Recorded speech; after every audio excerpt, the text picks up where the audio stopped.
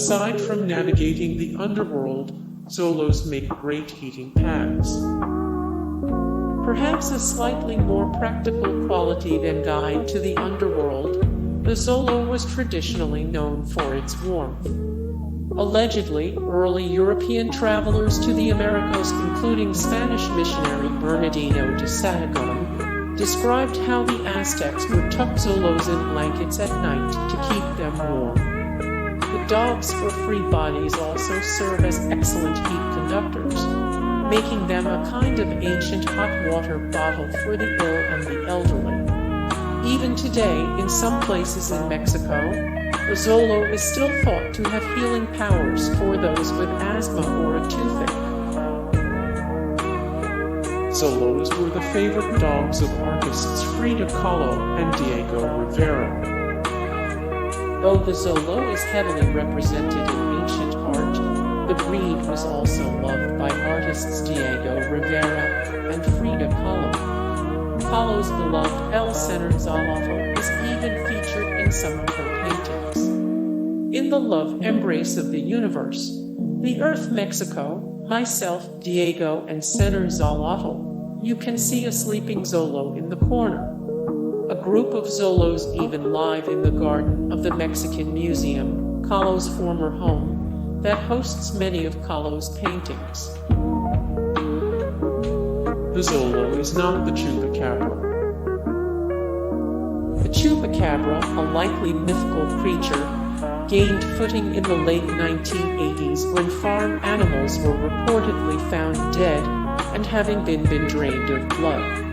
Even as recently in 2007, Texan tried to pass off Xolo roadkill as a Chupacabra. Concerned breeders and Xolo enthusiasts aren't buying the Xolo and Chupacabra connection. They are more concerned with the treatment of Xolos who were found in this state. Even if it turned out to be real, the Chupacabra definitely does not fall into the very good doggos category. The Xolo almost went extinct. You may wonder why the Xolo, given their status as very good doggos, are not more popular. The reason isn't pretty. Spanish settlers took a liking to the taste of the Xolo and nearly ate them all. The Xolo was convenient, given that it was domesticated, a fact that probably didn't help their status as lunch or dinner. Aside from apparently being delicious, some also believed that eating a Xolo had health benefits. Xolo wasn't officially recognized as a breed until the 1950s, and there weren't many left.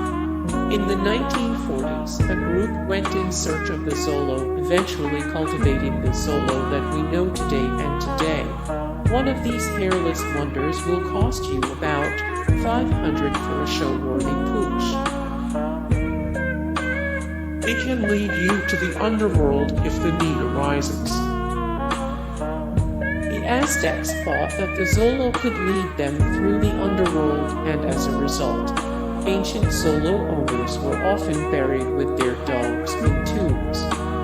Representations of Xolos were prevalent in burials for about 600 years. Knowing the Xolo's place in Aztec culture, it makes sense that Dante the Xolo was the right dog to guide Miguel through the strange underworld setting of Coco. Xolos were considered guides to the underworld in ancient Mexico. In Coco, Dante's tongue may have been pretty long, but the Xolo itself has an even longer history. The Xolo made it to Mexico about 3,500 years ago, coming over with Asian settlers. According to National Geographic, the Xoloitzcuintli gets its name from two words in the language of the Aztecs, Xolotl, the god of lightning and death, and Itzcuintli, or dog. According to Aztec belief, the dog of Xolotl was created by the god to guard the living and guide the souls of the dead through the dangers of Mictlan, the underworld. It's no wonder, then, that Disney/Pixar animators wanted to use this specific breed as a model for Dante, Nearly the entire story of Coco takes place in Mexico's underworld. The Xolo isn't the only ancient breed we have today, though, but it's one of the rarest.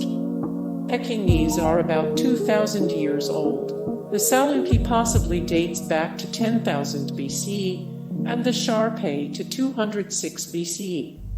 The Chow Chow is likely one of the earliest breeds to have descended from the wolf.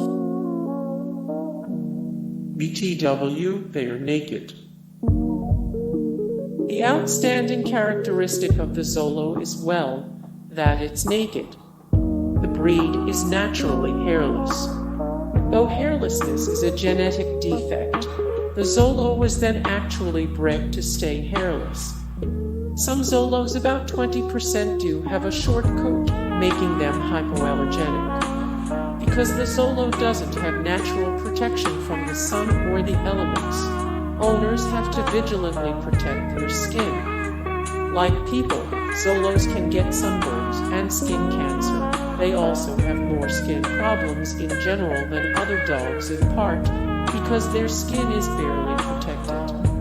But Xolos aren't alone in their nakedness. They are joined by the Chinese crested and cats like the Sphinx. The Xolo isn't a Pixar invention.